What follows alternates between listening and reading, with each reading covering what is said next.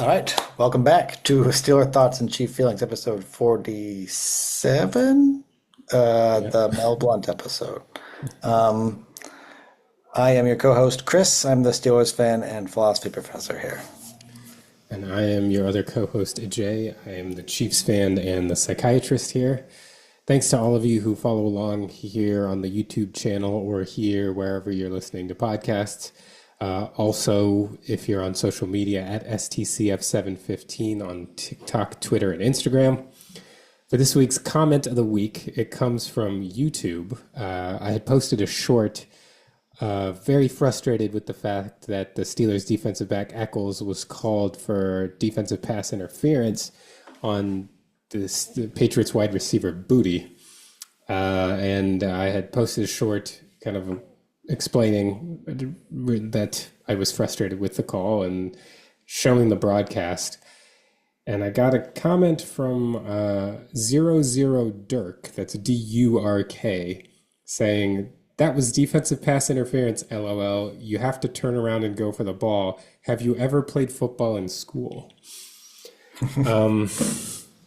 And I thought that comment was interesting because I was trying to make sense of the "have you ever played football in school?" Uh, my understanding is it's probably like the most likely thing that makes sense to me is that it's implying that I'm a child, because otherwise I don't know why one would get one's football knowledge about the rules from playing football in school. That was confusing to me. It's a bit, yeah, it's a bit opaque.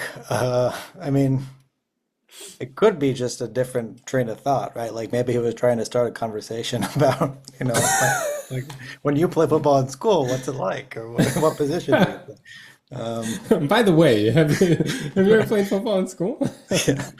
Yeah. That it almost, it's almost equally plausible. Um, yeah, but I mean, but your complaint was well founded, right? Yeah, I mean, Booty really like he hooked Eccles' arm with his right arm and then gave him a little push with his left arm. I don't know that I would have called the push independently as offensive pass interference, but certainly hooking the defensive back's left arm is offensive pass interference, and Eccles didn't do anything to him. So it was a pretty poor call, and Ian Eagle and JJ Watt missed it entirely on the replay because they were too busy making a "he grabbed booty" joke, uh, which is added to my frustration in the moment. Yeah. Uh, I wonder if they probably like went into the game thinking like we gotta look for an opportunity to get this in there, right? Yeah, they're But I'm probably sure sitting on that. Like, how like do we bring Booty into this? Patriots fans must be sick of hearing this, right? Like they probably hear it like once a week or Yeah, I something. bet.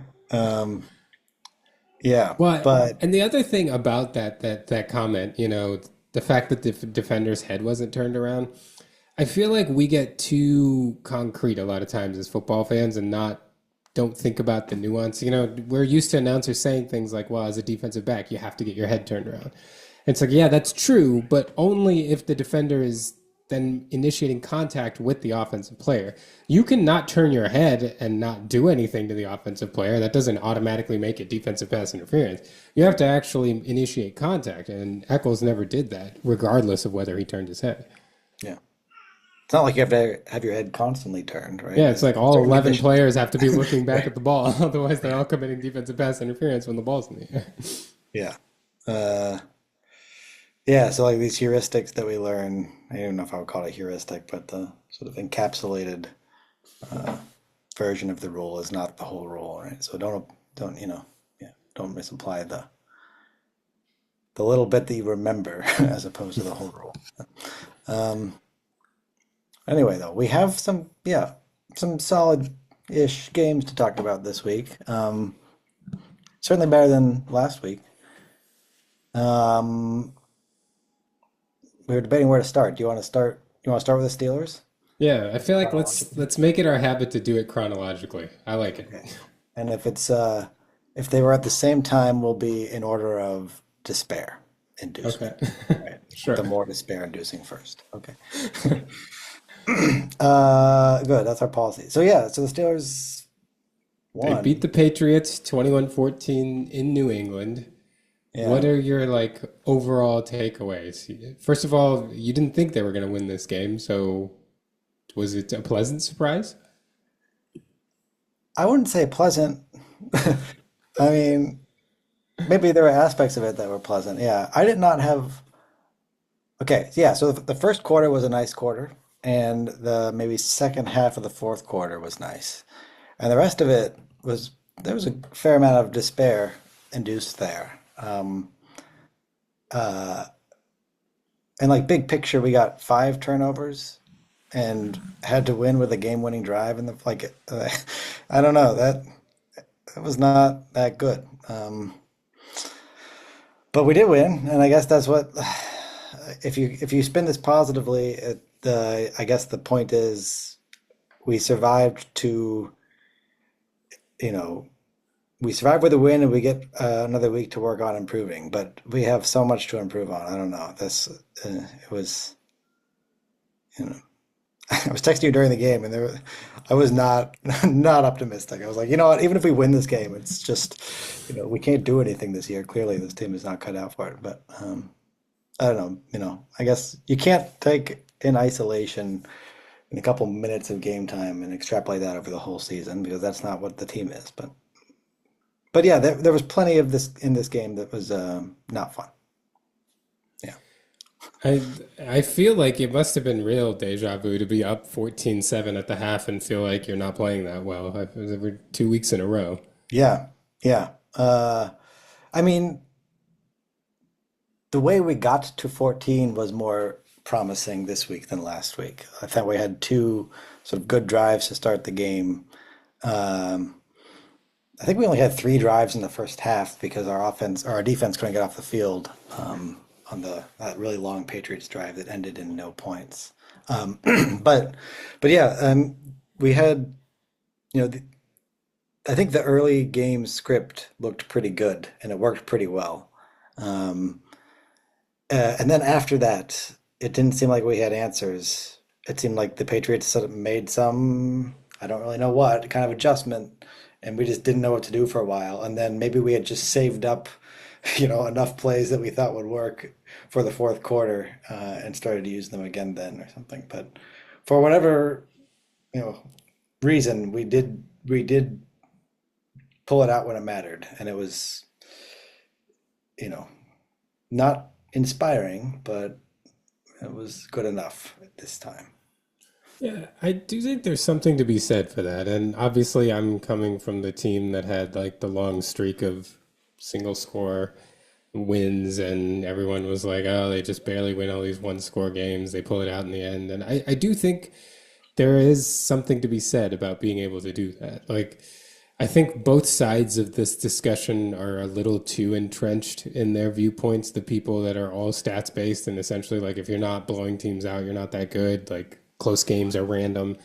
And then the other side being like, well, if you have the clutch gene, you got to practice clutch situations and all of these clutch wins build up and you're just good at winning close games. And I think the truth is somewhere in between, it is important to be tested. I mean, we see that with teams like the Ravens and the Bills that like, have these great point differentials through the season and then they get into some tight playoff games and maybe don't come out on top.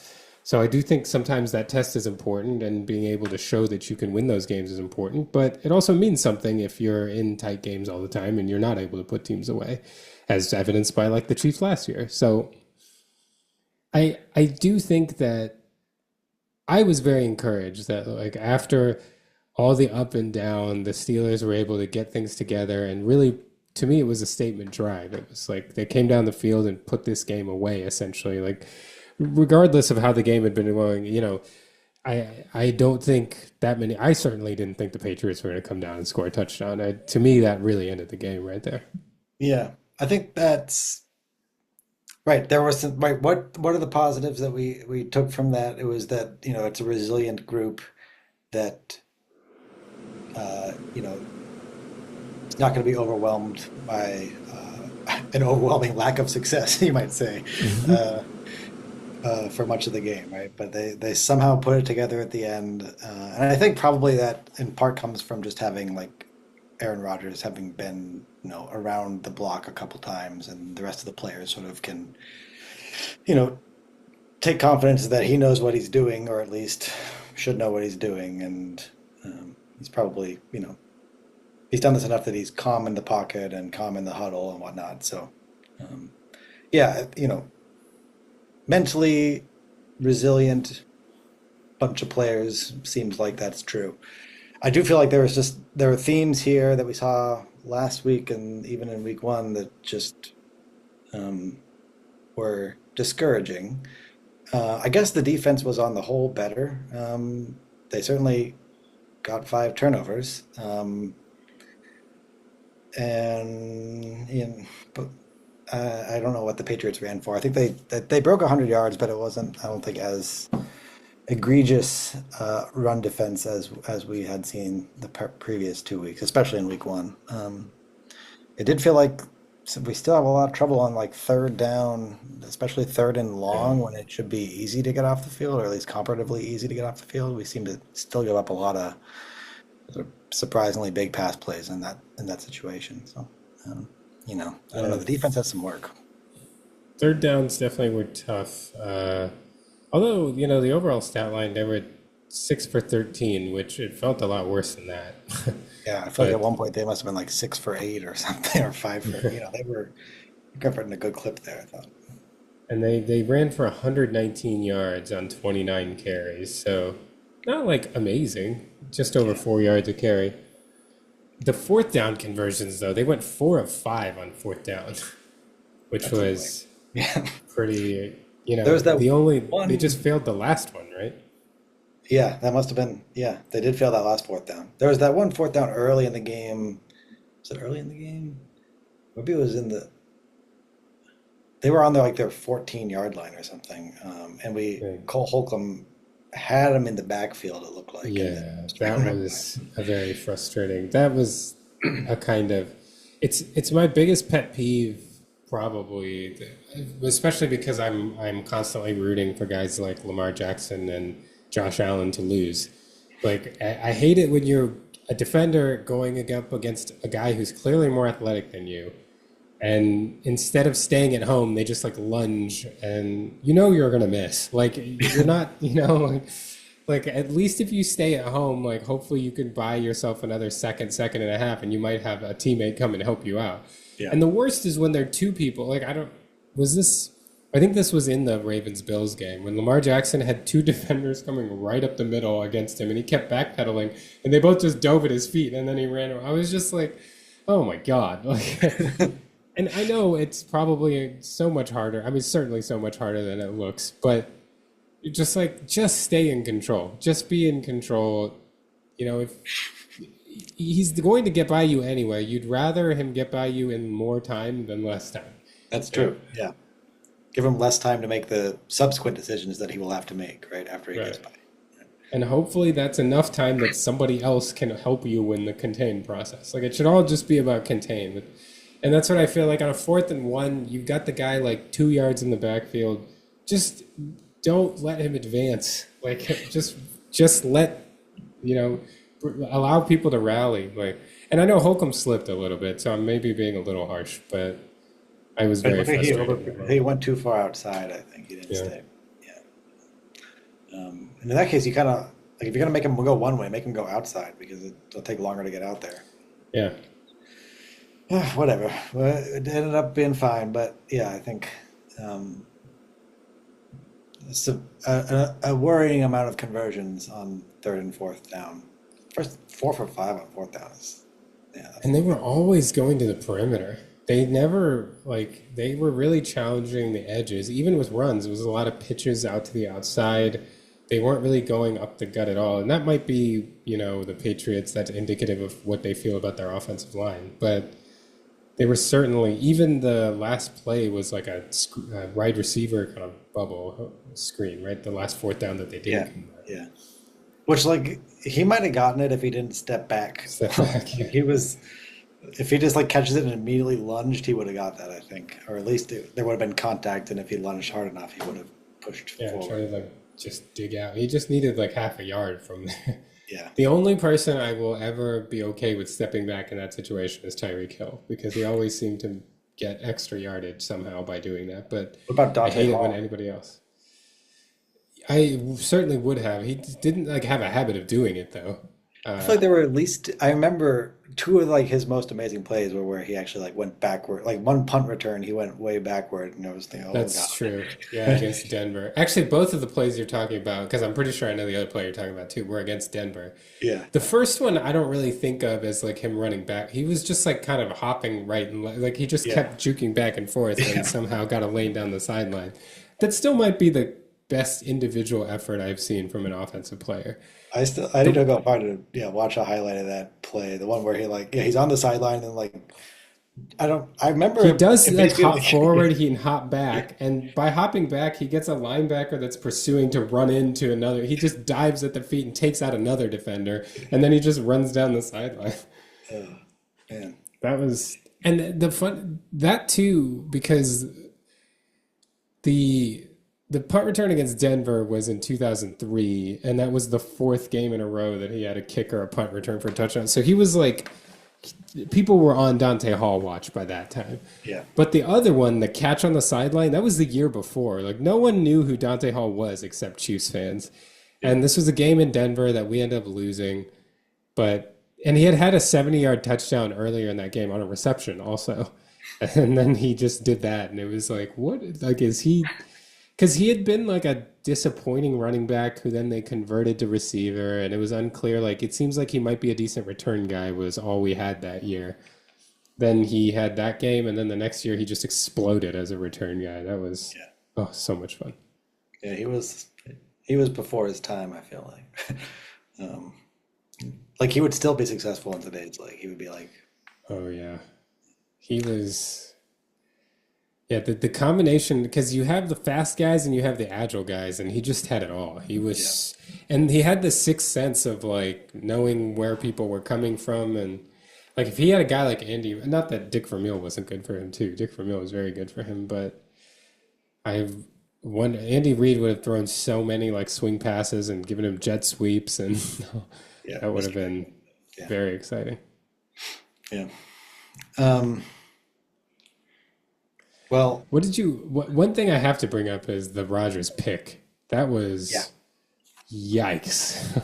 It was okay, yeah, let me just like complain about Rodgers for a second here, right? Like I feel like at least 50% of his passes have been off the back foot, uh, that one included. And that's the third or fourth pass this year that has been directly to an underneath defender. Um, One bounced off the defender, like last week, bounced off the face mask and popped up in the air. Uh, and then I think two have been picked. But like, yeah, I don't know. Like, what is? It's like he just wasn't looking, or they just didn't even think about the fact that there would be what was it, a linebacker there, or a corner? I don't know who picked it, but yeah, it was like the kind of pass you would expect a rookie quarterback to make. Um, Yeah, and I don't know why we keep seeing these. Um, but I don't like why is he just maybe has he always been like this? The throwing off the back foot because I mean maybe he can just get away with it or has been able to get away with it for a while because he's got such a good arm. But I swear I had like it's rare to see him step into a throw in Pittsburgh. Uh, Most of it is it's like oh throw it while falling backward or stepping backward or whatever. I mean, I do think there's a little bit like Mahomes, where Mahomes very often does not have great footwork. Although I feel like his footwork's been a lot better this year than in previous years. But yeah, not that I've watched like a ton. I don't watch a lot of NFC games in general, but it's for when Rodgers was with the Packers. But I do feel like I recall a lot of him throwing like with different body position and on the run. So I don't know. I you don't think of him like like Brady, who's just like standing back in the pocket, climbing the pocket, and throwing. Yeah, yeah. I mean he's right. I guess the arm talent is at the level where he hasn't had to be as disciplined about that. I just wonder if it's not quite at the level he's used to it being, and so now he does need to be more disciplined about his footwork because some of these have just been off, right? And and like if you were telling a younger quarterback why their passes have been inaccurate, the first thing you would probably point to is you keep throwing off your back foot, so you're making it all arm. Hmm. And I don't know if anyone in the Steelers organization has the gall to tell Rodgers, like your throw motion's way off, man. Like, uh, so we'll see if that corrects that or not. But Well, it sounds like the way that Diana Rossini described Arthur Smith, he might be the kind of person that does things like that. yeah, that's true. Arthur Smith, I guess. I mean, even Rodgers said this, tells it like it is, right? So I guess hopefully he can point this out if this is the problem. Maybe it's just that Rodgers was not seeing things clear. I don't know, but yeah, that pick was not good. I didn't know what to make of that. It just seemed, I mean, I haven't watched the Steelers film, but that play was one that I really wanted to look at. And I remember a pass to Hunter Henry that the defense gave up that I was Oh like, yeah, what is happening on that is that the play? touchdown on fourth down we gave Oh, up that on? was, yeah, that was a touchdown, right? Where it was just like nobody carried him up the field at all. It looked like the Steelers were in cover two, and it's like, but did nobody even have to like flash underneath the seam route to just like make sure that it wasn't the easiest throw in the entire world? I guess not. Okay. I think on that one there were like maybe it's Patrick Queen and Peyton Wilson. There's two linebackers that look like they went to the same zone, like to the right of the offense's right, and so they just opened up a gap right down the seam for the tight end. I think Nice. that might have been what like a missed assignment or something, but I don't know. Um, or it's a really Well, weird defensive call where we have two people in the same zone. You never know. and I just felt like in general, the zone defense had to be so good, which it was at times, especially early in the game, because the man defense was really lacking at times. It just felt like whenever you went into man, guys were getting open and getting easy gains. Yeah, with an old defense like ours is, I don't, I don't know that man is going to be like the most reliable. We're just going to be a little slow, We're not going to be able to run with our guys uh, for that long. So if we're going to play good man, I think we're going to have to get a very quick pass rush, and I don't think we have that that good of a pass rush yet. I mean, they were better in this game. I should also, by the way, I should say Cam Hayward had like a heck of a game. Uh, Tipped the pass in the end zone at the end of the first half. They got picked. He had a sack. He also forced the fumble Forced into the the end fumble, zone. yeah, and the goal, yeah. Something else in there too, maybe. But yeah, he was just I misattributed it to Patrick Queen because I think Queen came in on to Stevenson right after, but I think it was Hayward that actually got the ball. yeah, yeah. Um, they were yeah. He showed up, and Watt had two sacks. I don't think either of them were like really quick dominant sacks. But there are aspects of the defense that looked better. But yeah, the man defense, no, did not look good, and I mean, we didn't. Yeah, the third and fourth down defense was certainly lacking. Um, And all in all, it reminds me a lot of the game that the Chiefs played in Cleveland last year, where I think we forced six turnovers, and I think they were all interceptions. If I remember correctly.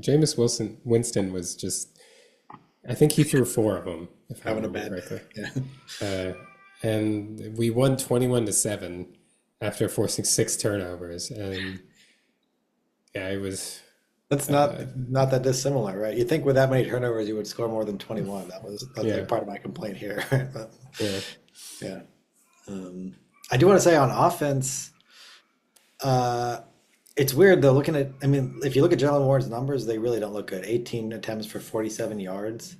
Um, I don't know. I think maybe I'm being biased here, but I did think he actually looked very good.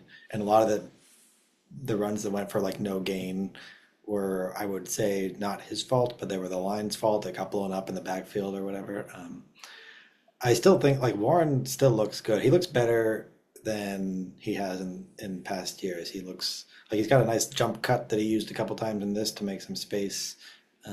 I don't, before my description of his running style will be more like a pinball or something, just like really fast running, but like sort of just like bouncing into people and off of people. Whereas now he looks like he's more elusive in ways that like if we can get him more space, he's going to be really dangerous. Like he's going to turn some.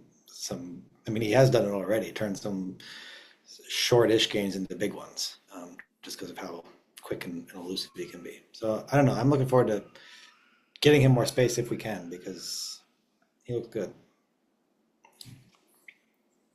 That's yeah. He is that elusive guy. Although he finally got more carries than Gainwell this time, right? I Yeah. remember seeing like Warren seemed to get the ball a lot for once.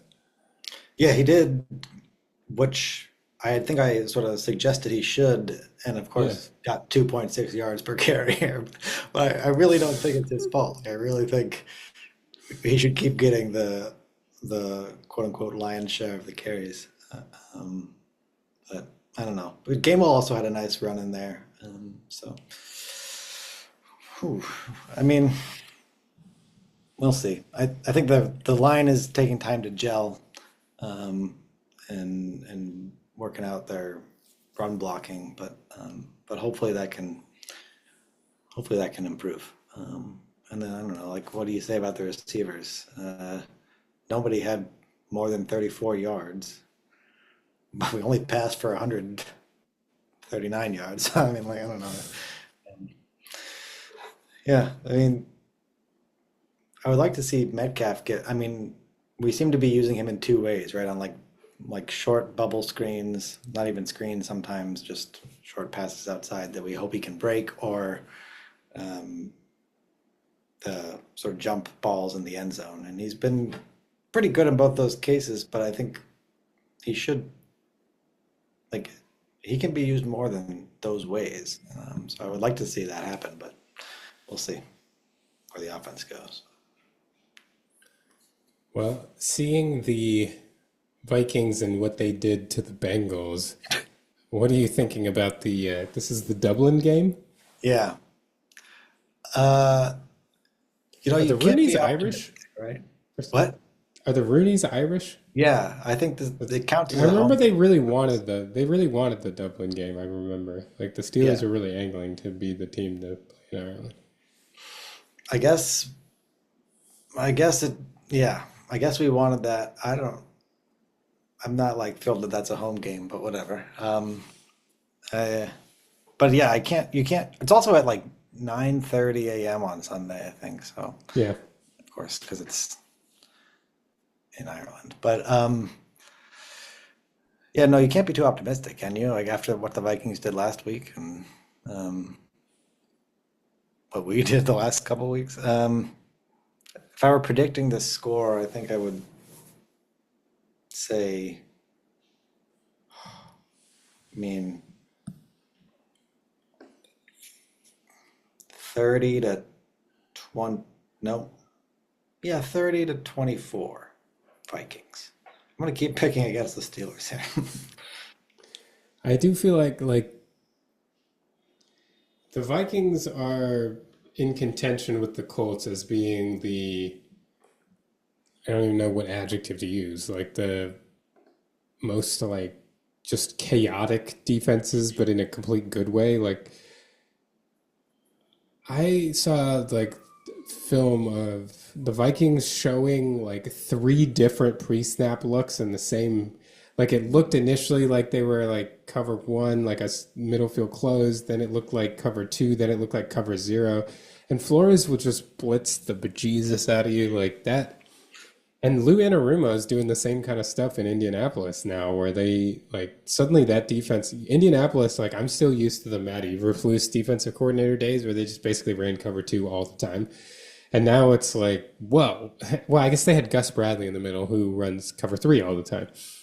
But now it was like you can never tell what they're doing. They're all over the place. I think the Vikings are better at it because they've had better talent and they've been doing this a little longer. But yeah, I feel like that defense is crazy. So I'm not looking forward to that from the Steelers' perspective, having to deal with that defense. Um, yeah, the one saving grace is that it's either Carson Wentz or JJ McCarthy at quarterback, and I don't know that either of them is someone I'd be like overly terrified of. The problem is Kevin O'Connell seems to elevate the floor of these quarterbacks a lot more than most. Uh, I don't know. Honestly, like, I don't know. The only thing I know for sure is that I don't think the Steelers are going to blow the Vikings out. Yeah, uh, yeah, that would be the- definitely the most surprising outcome. yeah, I don't know. Like, I'm expecting it to be like kind of ugly. Uh, but I think the Steelers defense will keep them in this game. I don't know that I think anyone's going to get to 30. I think I would say it's like 21-17. And I the Steelers will find a way. They'll find a way to win this game. Wow. Uh, it'll be I just don't, Carson Wentz overseas, like I don't know. I can't be like, oh Carson yeah, Wentz's that's game does not travel that far. Yeah.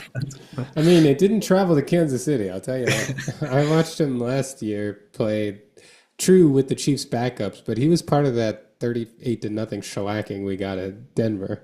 Yeah. I mean, he looked better this week than then, but it's not like the Bengals were putting up much of a fight. Yeah. Yeah, I I just want to add that we should have kept Flores. Like we should have made him defensive coordinator because look how awesome he was like a linebacker coach for us. Linebackers coach, yeah. Would have been I feel like our defense is very predictable now. That's what like every team that talks about it is like, yep, you know what they're gonna do. You just gotta not let them beat you. And it would be nice if we could win without just, you know, being predictable sometimes. But whatever. Okay. That's my little rant. Okay. Should we go to the Chiefs game? Let's do it. So, uh, ho- I despaired quite a bit about the Steelers' performance here, even though they won. Were you despairing as much about the Chiefs here? Actually, no, not really. I mean, I wasn't despairing about the Steelers either, which is why I feel like I had them on the same level. I mean, it's not like you look at that and you're like, oh, that's a Super Bowl team.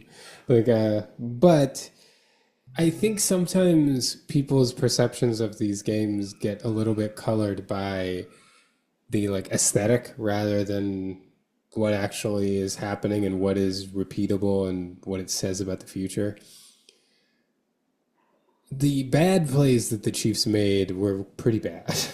And I think that makes it like a more sour taste in your mouth, especially like at the end of the first quarter, we had our first half, the fumble from Mahomes on the backward pass. Like, I think at that point, everyone was just like out. Like, Chiefs Twitter was in shambles. Everybody was mad. But ultimately it was a loss of whatever 15 and we punted. Like like ignore the aesthetic. It looked Yeah. bad. I mean, it looked really stupid. And honestly, like in the moment, I because we had already had a play where we'd had a backwards pass that wasn't caught and we lost 8 yards on that one. So for it to happen twice, I was starting to get frustrated with Mahomes. And then going back and watching both of them, honestly, I'm not that mad at him. Like it Isaiah Pacheco on the first one literally just like took out our left tackle on his way to try to get out into the flat. And Mahomes has done this before, right? Like kind of blindly throw to the flat because he knows there's not a defender there and he expects his guy to be there and ready. And so that first one, Pacheco had run into our left tackle and essentially created a pressure on Mahomes, which led to the pass. And Pacheco, because he took out the left tackle, wasn't ready for the ball. And the second one, I would really encourage everybody to go back and watch this if you have not watched this carefully, because I would venture to guess that you will have never seen this before on an NFL field. At least I can't remember ever seeing it. It's like Isaiah Pacheco came out of his chip, and instead of turning with his body facing the opponent's end zone. He turned with his body facing his own end zone and started drifting backward. Like, it's almost like he got turned around and didn't actually realize which way was which. Like, I feel like, I don't know if is the Vikings defensive end, I think his name was Jim Marshall, who very famously he got a fumble recovery and ran it into the wrong end zone and then threw it out of the end zone for a safety in his celebration. Yeah. Like, I kind of feel like that's what happened because I don't see any better explanation for what. Like, it's one thing to be turned the wrong way, but he was also drifting the wrong way. Like, I don't know. I just feel like he short-circuited for a second. But it looks so odd when you watch it on the replay to see someone who's running backwards trying to catch a pass and facing that. It was very strange. I don't know. Yeah. I And I then haven't. Mahomes went and recovered the fumble. Well, I don't know if did it count as it must have counted as. I think what I would have done there is count that as a fumble and then a fumble recovery, like a fourth. He forced a fumble on the same play essentially, right? They didn't score it like that. I wish they had because that would have given us first down again. Yeah, I But know. That's right. They should have done that because yeah, it looked that would have like been clearly it had changed possession there. yeah. I mean, and people. So I posted a short of this too, and TikTok was all up in arms because I left the audio from the broadcast on, and Chris Collinsworth is talking about how amazing it is that Mahomes recovered the fumble, and TikTok was very much up in arms that Mahomes was getting praised for this play, and they kept using that term glazing. Collinsworth is glazing Mahomes when he caused the fumble. But this is a kind of given X then Y situation. Given he threw a backwards pass and it was a fumble. What happened next was actually quite impressive. Yeah, yeah, like, like once you just insert yourself into that situation, what he managed to do from there, it was pretty crazy. Like, and it's not just like he took the ball away from like a kicker. He took it away from a linebacker, Bobby Okereke, who's actually pretty good. Like, he went and just took the ball away from a linebacker and recovered it. yeah. Otherwise, he's just running that in for a touchdown. Like, that was actually pretty incredible. That more than anything, like, everyone's praising his presence of mind and like, sure, and effort. But for me, just that physically he was capable of doing that. It's like, wow, he's like bigger than I think he is, I feel like. Yeah. I don't. I mean, yeah. I think that's the right way to frame it. Like, given the situation you're in, what's the best play you can make at that moment? And he made it, right? Like, Yeah. he like forced fumble essentially, and then a fumble recovery before it's returned for a touchdown. Yeah, that was a weird play, but I feel like there's a legitimate complaint that should have given you a first down, because it seemed like it changed possession. Would have been nice. I'll tell you that. But anyway, before we go to break, I'll just complete the point that the aesthetic of things like that, I think, made this game look and feel worse than it was. And on the other side of the break, I'll tell you the good things from the game and why we shouldn't be looking at it so negatively. All right, and we're back. So what are the good things about the Chiefs game? I'll bring one more bad thing. The other thing was like, the missed field goals, missed extra point. I just feel like there were aesthetic things that didn't look good. A couple missed passes to Kelsey where they looked like they weren't on the same page. It was stuff that just looked sloppy. And so I think that's why Chiefs fans had such a sour taste in their mouth. But if you overall, I think, look at this game, if you take out the missed field goals, missed extra points, you're looking at a game where we score 26 points, which is not bad, especially for how upset we've been about Chiefs' lack of offensive production. And I think the way that they're doing things is interesting. The run game was a little bit better against a very good defensive line. And I think the Chiefs showed a little more of a propensity to do a couple things under center and to do a little more like attacking with combo blocks, which is something that the entire fan base has been clamoring for. I have a feeling that this is going to pick up slowly through the year. They're not going to completely redesign the run game. And Andy Reid's never going to abandon like the zone read shotgun runs. He loves RPOs. Uh, so that stuff's going to stay, but I think the Chiefs are going to start incorporating some more attacking downhill runs, which they did a little bit. Pacheco had 4.5 yards a carry, which is Yeah. good for us. So they also are slowly incorporating Brashard Smith with like the jet sweep game and then these fake screens. We talked about how they ran one week one that got Kelsey wide open for his touchdown. They did two in this game. One of them was just that beautiful like play design for a middle screen to Juju. It started with like a fake swing pass to Brashard Smith, just like on the Kelsey touchdown. And this time they had two linemen come up. They had Juju kind of cut out and come up, and Mahomes threw a no-look pass to Juju, who just followed his blockers. Ended up gaining like 18 yards on 2nd and 17. That was cool. And then they did another fake swing pass to Brashard Smith, the same kind of idea, and got Tyquan Thornton loose. And if he turns his head earlier, that's a touchdown. There was a kind of quick timing play. Mahomes immediately was like, you got to get your head around. Mahomes could have put a little more air under it and let him run under it, but there was nobody. I mean, he catches that ball, he's gone. So their play design is interesting. And then I think overall, Tyquan Thornton is someone that we should discuss and someone who is making this a different offense from last year, plain and simple. He's actually an effective deep threat. He has gotten a lot better at the things that gave him trouble when he was with New England.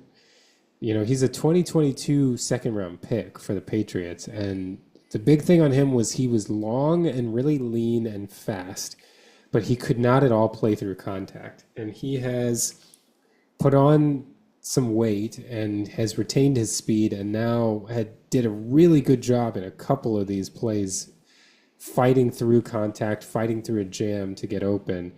Mahomes is trusting him. They were a lot more on the same page on their deep passes.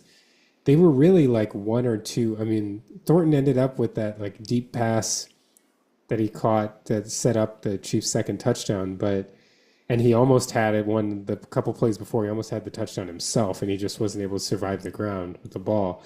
But that swing play to Smith, that one could have been a touchdown. And then there was one at the end of the second quarter that the corner like came and undercut at the last second. That one could have been a touchdown.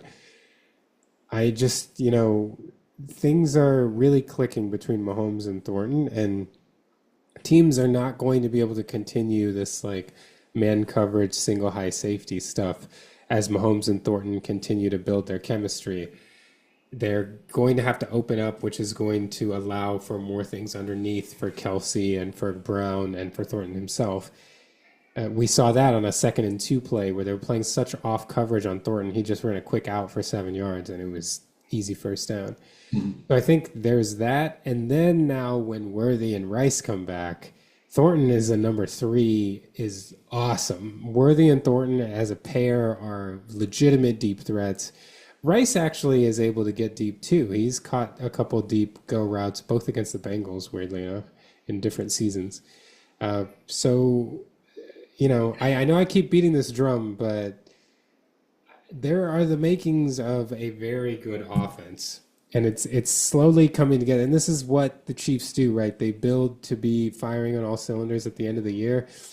This isn't 2023 and it's not 2024 either. In 2023, the receivers there was no one that was reliably able to do what Thornton is doing, which is to fight through contact, get to where he needs to get, and then reliably go up and get to where the ball is, because the thing about the deep ball is the tracking of the ball is so important. Even the one that Thornton caught, it wasn't where he thought it was going to be. He adjusted the ball. And so there's that aspect of it. And then the 2024 team was plagued by offensive line problems that we're just not having this year. Yeah. It's not like our line was perfect, but we played against a really good defensive line and it was good enough. And I think the line's only going to get better. Kingsley Suamataia looks better game after game at guard. I think this was a good decision. And if he's going to continue on this trajectory, this is well worth the use of a 2nd round pick to have what hopefully could be an actually very good guard. And if he kind of hits that potential and Josh Simmons continues on his trajectory, I mean, we've got the left side of the line locked up on rookie contracts for the next 3 years. Yeah. Yeah. So this is, I think Chiefs fans just need to take a deep breath. It's going to be okay. I know this sounds kind of like what I said last week, but I think this team's actually going to be pretty good by the end of the year offensively. Yeah. I mean, uh, I think it's gonna be scary by the end of the year. I mean, who knows what can happen injury wise, but if things go the way we expect, and Worthy should be back fairly soon, right? Like there was a I chance think he could play next this week. week. Yeah, Okay. I think he's gonna now. He's got a torn labrum. He's gonna need surgery, but he's gonna play through it this year. We'll see. The big key with him is can he get his hands up over his head, and does he have strength while he does that? Yeah. We'll have to see that. If not, I mean, he's still able to catch balls below his shoulders, but that would be nice if Yeah. he could get his hands Yeah. up No, over you would like to play be able football. to. I mean, I could probably get him like there, right? I don't know. Yeah. Um, but yeah, like with Thornton already being a kind of emerging deep threat, and then Worthy coming, like Worthy was the deep threat last year, right? And he's got another. This is year two. Expect him to be better. And then yeah, Rice is quick and like a lot of the things they were doing, like the quick sort of slot passes out of into the slot. I thought like with Juju in this, if they do that with Rice, I bet they have the potential to go longer because he's faster, right, and more elusive. So, Yeah, and especially those first couple. Rice's acceleration is really fun to watch. Like when he catches it, the first 10 yards, it looks like he's just going to go all the way. He doesn't have great top end speed, but he accelerates faster than pretty much everyone else on the field. It's really fun. yeah, yeah, it does feel like it's going to be a hard offense to stop when it has those two more pieces. Uh, And once everything is there, then, Kelsey's just going to look a lot better. When there are other options, when you can't just key on him, it'll be interesting to see going forward. yeah. Um, are you worried at this point about Butker? I mean, is that 2 weeks in a row with a miss, and then the point after try as well? Yeah, I think it's like four total this season missed kicks. Yeah, not good, but not unusual either. Like, this is what I don't know if you remember, but the year he was missing all the extra points was 2022.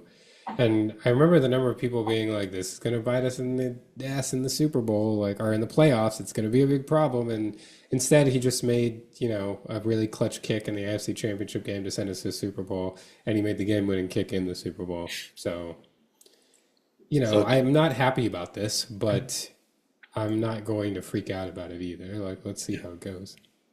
you got to give him a little slack with that 59-yarder or whatever it was On the in like fire drill, 12 yeah. seconds or whatever. Yeah. Uh, he earned at least a miss or two from that. Um, yeah, I was trying to think. There was something else I thought that was worth bringing up about the offense, but I don't know that I remember it. Um, Mahomes and Thornton. There was another deep shot in this that was slightly behind him. Is that right? Or was it just underthrown? There was one that was on the sideline that like Thornton wasn't able to catch in bounds. Okay. I thought the kind of accuracy on everything else was all right. Probably the most inaccurate throw of the rest of them was the one that he actually caught, where About one down Thornton the had middle. to adjust. Oh, well, there's that one that we were talking about earlier with the swing pass fake one down the right side. He definitely missed that one. Uh, but I think that was Thornton not getting his head around and he not being able to track the ball. Okay. There was one like down the middle that was undercut by the corner. That was honestly on film. Like I did the film review for that play already. Like it wasn't that bad of a throw. It was a really awesome play by the corner. Like he's running a post, and yes, if Mahomes put a little bit more on it, like it's a touchdown. But the corner had to undercut it at the perfect depth and time. Like he was basically just selling out to try to get this ball, and if he missed the ball, it was a touchdown, and he got the ball. Yeah. Like it was just a really, and 21 had a couple of those plays, honestly, like that late deep pass to Hollywood Brown that Chris Collinsworth was so scandalized that they threw with like 2:20 to go in the game to try to ice it. That was 21 also. I don't know who that guy is, but I mean, he looked really good on film as a defensive back. Um, Good. Well, do you want to go? You want to talk about the defense? I mean, Russell Wilson was helpful, right? Yeah, you know, he, oh, 21's Paulson Adebo. I've heard of that guy. Debo. Uh, Paulson Adebo was someone who I remember Chiefs fans wanted the Chiefs to draft out of Stanford, well, several years ago now. But well, he played really well on Sunday night. But for the defense, I thought all in all it was a pretty decent effort. The defensive line looked a lot better than it has in the past. Chris Jones, that was probably his best game of the year. It was probably George Karlaftis' best game of the year. Ashton Gelati had some moments that actually stood out. Yeah, Omar Norman Lott also had some moments that stood out. It was a pretty good game for those who are looking for something from the defensive line. Karlaftis was working on their backup left tackle, who's a rookie, because Andrew Thomas, who is a very, very good left tackle, he's on some sort of pitch count. They essentially pulled him in the middle of the second quarter and he never played again. And they've been doing this apparently this season, like bringing him back from injury. So I don't know. It was weird to use him like that instead of like intersperse him or use him. They just used him basically. They ticked off his snaps for the beginning of the game and then it was like, you're done for the rest of the game. And certainly George Karlaftis started looking a lot better when Andrew Thomas left. But yeah, I thought the line played pretty well. I thought the secondary played really well. And the Chiefs essentially sold out against the deep pass. So this was another thing that I looked at in my film review because Chris Collinsworth kept talking about how the Chiefs were taking away Malik Neighbors. So I was very interested to go to the film and see like what were they doing. And the answer is like nothing special actually. It looked like they were just taking away deep passes and Russell Wilson just has that itch, man, to throw it deep. Yeah. I mean, that's like one of the two things he will do now, right? Yeah. It's very shallow screen or deep. So I don't know that they did anything special against Neighbors. It was just that they were just selling out that they were not going to be beaten deep. They ran split safeties. I think I read it was like 76% of the time, which is the highest rate in any game so far this year by anybody. They were just not going to be beat deep. And, you know, Wilson did have a couple shots to Neighbors that one of them, Jalen Watson hit his arm while he was throwing it on a blitz. Another one, George Karlaftis hit him, and both of those passes fluttered short.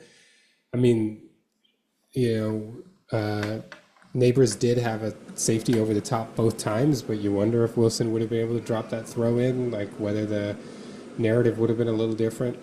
He also threw to Neighbors on the pick to Jalen Watson in the end zone. That was just him coming to Neighbors way too late. You know, he's got to throw that ball like 10 yards before to have a chance. And put less air under it too. I mean, that is so much time to make the play there. Yeah, and if you're gonna throw it like you threw it, it better be like right at the pylon. Like it can't be in the paint of the end zone. Like it's just too easy for the corner to box him out, especially a corner who's as good as Jalen Watson is. You know, like he's going to make you pay for that. That was just a dumb throw. On that play, he wanted an over route to Wan'Dale Robinson, and the Chiefs rookie Noel Williams did a great job of coming under it. Basically, Noel Williams' responsibility was the tight end who was staying in the block. And instead of just hanging out there, he dropped under the deep over, and Wilson was looking for that, wanting to throw that, and then had to come off of it late and went over to Neighbors and just hucked it up there, but it was too late. Yeah.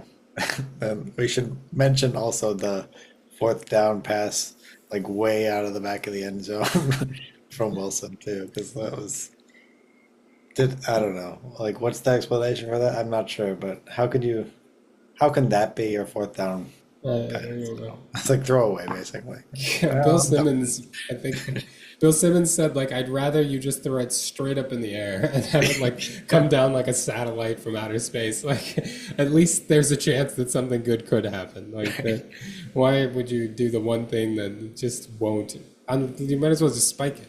Yeah, yeah. Uh,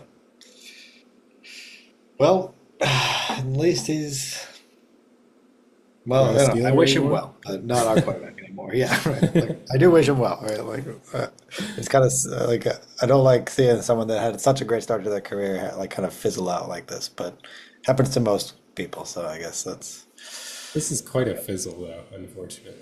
Like, yeah, it's a real fizzle. yeah, Someone was, no, it was Scott Casimir. This is actually be a good question. He was asking if you had to pick one of these four quarterbacks to go to the Hall of Fame, which one would it be? And he had Matt Ryan, Russell Wilson, Eli Manning, Philip Rivers. uh, I think I would say Eli Manning, but like that shows how much I'm waiting the Super Bowls. Yeah, I mean, I feel like that's because beyond the Super Bowls, like if you just look at his career, I feel like Manning had the worst of all four of them. Yeah, But he won two Super Bowls against the Patriots, which, I mean, it's hard because I don't, to me, that's not everything. Like, for example, the people that argue that Julian Edelman should be in the Hall of Fame because of his playoff production when his regular yeah, season production is like nothing. yeah, I can't get that far. yeah. Uh, but yeah, I mean, gosh, I kind of think that because Wilson would have been the easy answer, but then the end of his career has not. And the problem is when his teams were most successful is when he was used less. Yeah, he had like the incredible, like the Legion of Boom, In and I don't the run game what beast was their mode, off? Marshawn Yeah, Lynch. it was Marshawn Lynch a lot, right? And then Yeah, could play action into the deep shots. yeah. Has he? I don't know. I would go back and look at maybe early career highlights, but like, has he ever been good at like intermediate over the middle kind of stuff? Because it's like he wasn't last year. No, I mean, I don't think he was like. I mean, he did have a couple years in the middle. I remember there was one year where through the first four games, people were talking about Russell Wilson for MVP. But I do think he has relied very much on, I mean, as much as like a Kyle Shanahan quarterback on like play action passes and deep passes. And I would say even like someone like Brock Purdy has shown. And the other thing is he relied a lot on his legs. And now that he's not able to do that and create with his legs, that it's been different. He's not as agile as he used to be, and that's really hurt his ability to be what he used to be. Yeah, I mean, like objectively, it's weird. Like the two people in the out of those four that you like, if you had to like the eye, who passes the eye test most in a single game? Like I don't know the I'm thinking like Matt Ryan or Philip Rivers maybe, but neither of them won the Super Bowl, right? Like Yeah. they were, Or well, Matt Ryan got dang close. yeah, I know. Ugh. Yeah, if you were to ask me like who is the best quarterback, just like if you would like to draft and develop a quarterback, I think I would say Matt Ryan.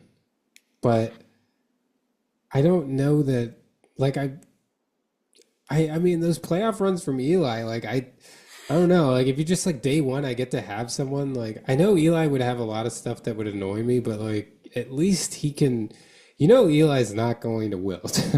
Like that was the thing It's about true. him. Like Philip Rivers didn't mentally wilt, but he did wilt in that he didn't actually like he wasn't scared, but that wasn't a good thing because he still stunk when it came to like making plays to win. It's like I'm glad that you think you can do it, but apparently you're wrong. Like Eli thought he could do it and then actually did it. Yeah. Yeah. Yeah. It's a tough group there to choose from. But, um, well, anything else to say about this game against the Giants before we look at next week?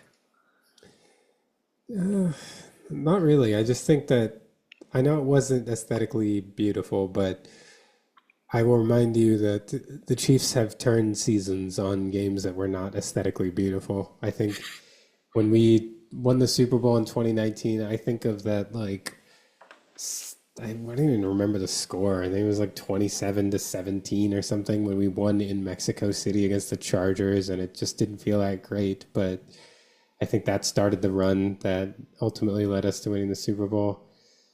2022, I don't know. We were just kind of good all year that year. But That's like the 2020, exception, though. Usually you yeah, have a couple like, yeah, we didn't deserve to win that game in there. yeah. And 2023, I would say was the Bengals game when we beat Jake Browning and the Bengals, which again, like didn't make us, you didn't feel that good, but it, after that, the team really looked great. So I don't know. This might be, maybe it's a little early, but well, we can get into, especially with the Ravens coming to town next week. But I think we might look back on this game and be like, huh, there were some seeds here that were telling us what this team would eventually look like. Mhm. Yeah. Yeah. But so this week, yeah, the Ravens, they go to Kansas City, right? Yeah. That'll be fun. 425 CBS game. It is one team really could have the opportunity to get close to burying the other one because the Yeah. loser is going to be 1-3. Yeah. It is very strange to me that the Ravens are 1-2. I mean, in some ways they're just like they're clearly exceptionally talented and they're not putting it together quite right. Like it's these um they keep having these ill-timed fumbles that really like turn the game against them. And they started 0-2 last year, right? I think after they lost to us, they like lost to the Raiders or something stupid. Yeah. Uh I don't know, it's hard to know. It feels like they just have to correct a few things and they'll be, really good again, but I don't know.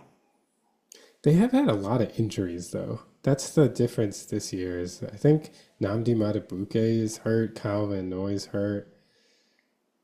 Yeah. They often have wide receiver injuries, but this seems to be a little more broad. Yeah. And I wonder if like Derrick Henry's never really been a fumbler that I can remember, but 3 in 3 games this year, I think. Yeah, He's I mean, something I up. know Derrick Henry is exceptional. And I know I said before last season that he was a 30-year-old running back going to a new team, Oh, and I we should be agree. cautious. Uh, and I know that he almost won Offensive Player of the Year last year, and he would have if Saquon Barkley wasn't so awesome. But these things remain true. Like, he's not 25 anymore, and he's had a lot of carries, and I know he's a big guy. I don't know. I'm not saying he's going to fall off a cliff right now. I'm just saying that, like, it starts teetering and then it falls flat. Like, as my big example is Larry Johnson for the Chiefs.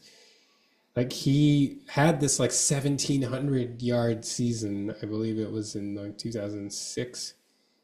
But his yards per carry like dipped just a little bit, and he had like I think he set the NFL record for carries, and I don't know. It's just I'm not expecting to see Derrick Henry do this at 34. So the question is, he's 31 now.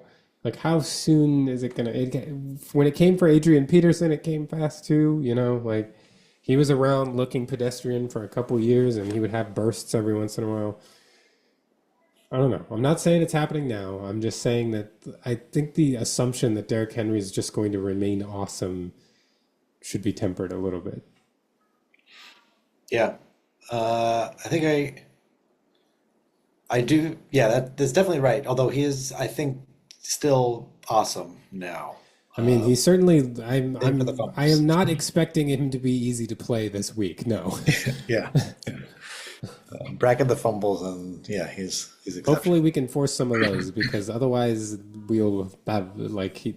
Although we have played him well, even when he was in Tennessee, like he's never been what beat us.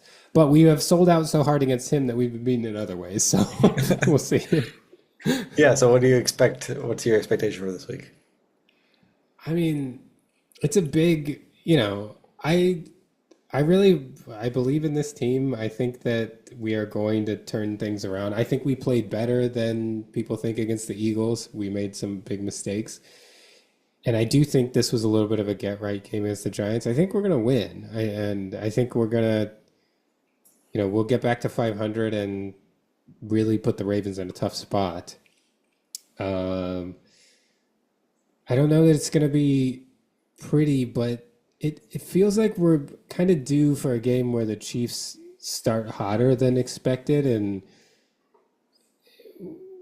besides, actually, even the game that we lost to the Ravens, when we have played the Ravens, the general game script has been us getting out to an early lead and kind of maintaining a 7 to 14 point lead ish through most of the game, and then the Ravens trying to close that gap and rapidly at the end.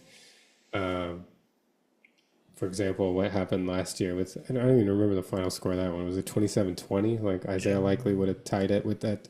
Yeah. But it's stuff like that where it's like we were ahead kind of the whole game. Even the one we lost in Baltimore, the one that I attended. I think that's the one time Mahomes has lost to Jackson is when I was in the stands.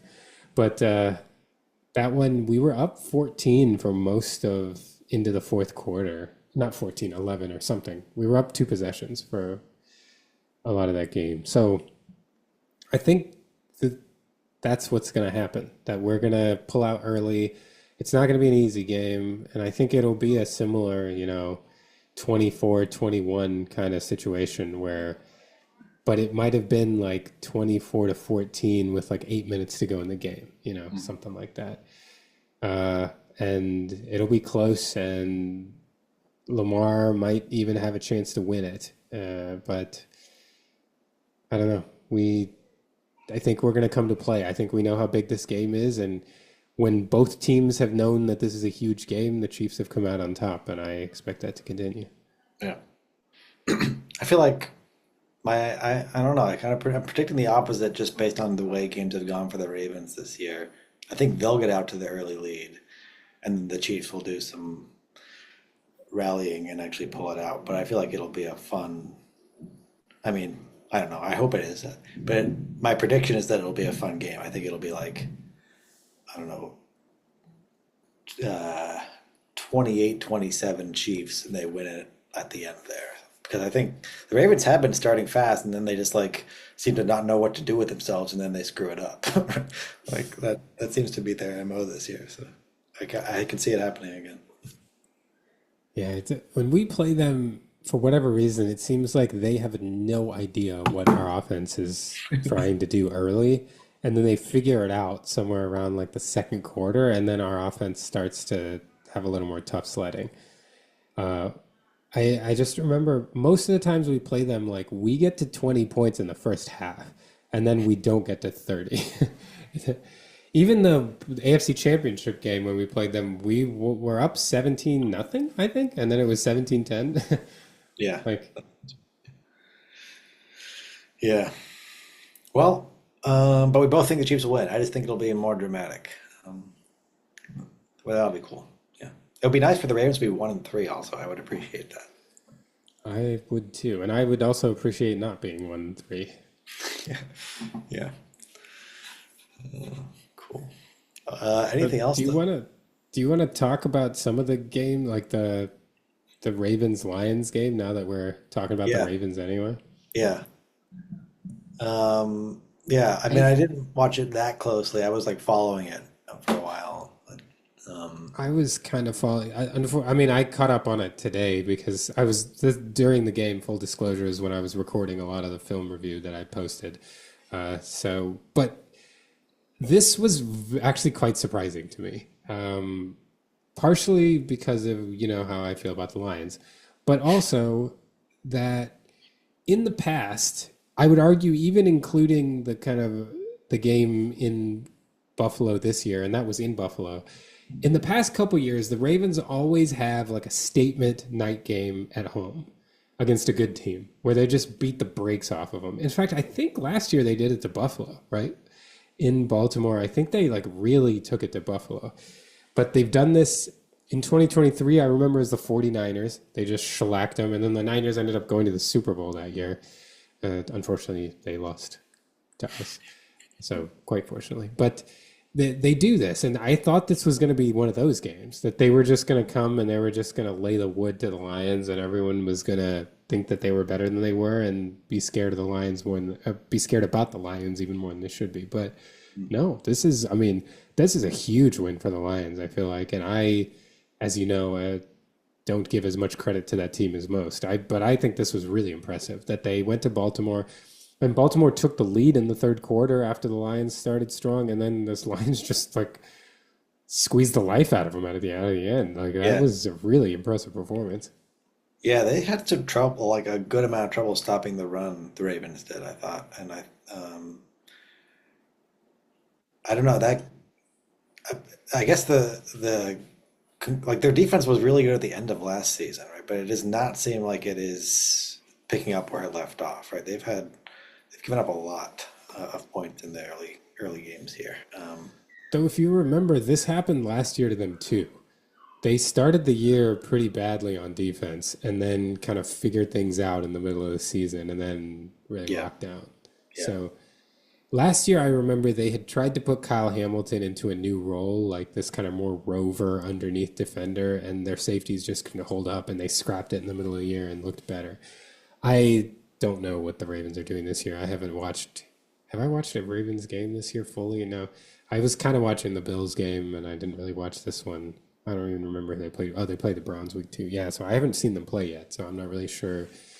But I wonder if, I mean, John Harbaugh is going to have them figured out. Like he always has them reasonable. The question is whether the team is going to be good enough to overcome a hopefully 1-3 start. yeah. I think I don't know. I like Jackson is still so good. Like Yeah. his in this like he in this one also in the Buffalo game. They just like there's cases where like it doesn't matter how far behind the line of scrimmage he drops.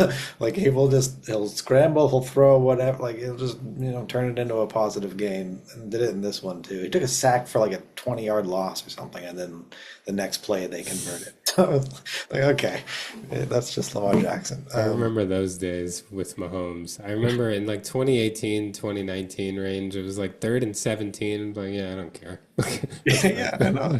Okay. It's like in Madden where like you're playing like it's like all right, I was just stupid. I wasn't paying attention on second down, but it's 3rd and 30. That's fine. I'll get that. Let's go Right? Like forwards. We got it. yeah, right. Yeah.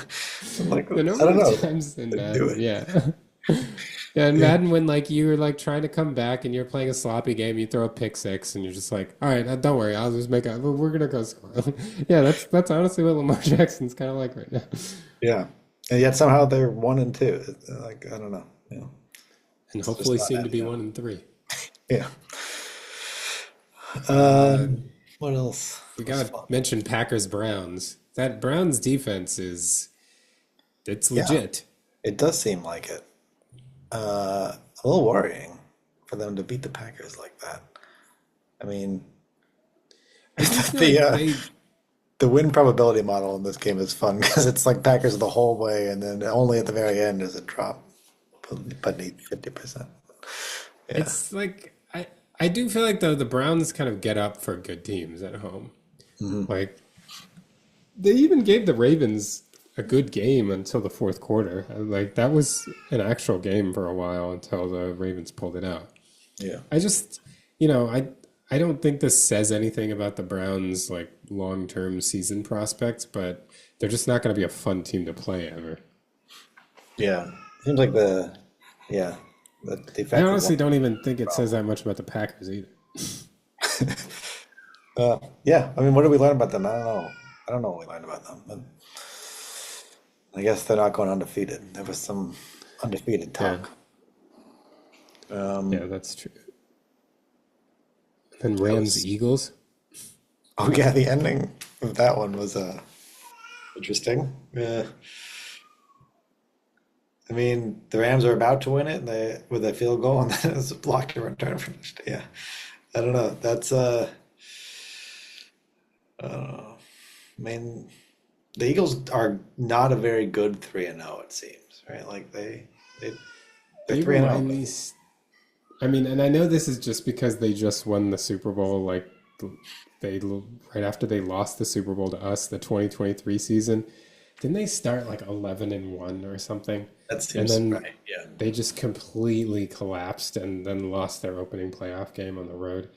Yeah. I, this team seems similarly rickety. So I don't know. They're good. They're very talented, especially that defensive line and offensive line. But we'll see. Like it, I'm not like I do feel like it was a more complete team last year, especially having played them already. They obviously did a lot better against us last year than this year. Yeah. The other one, I didn't actually watch it, but the Seahawks Saints game, I was interested just because the Seahawks looked so much better than us last year or last week.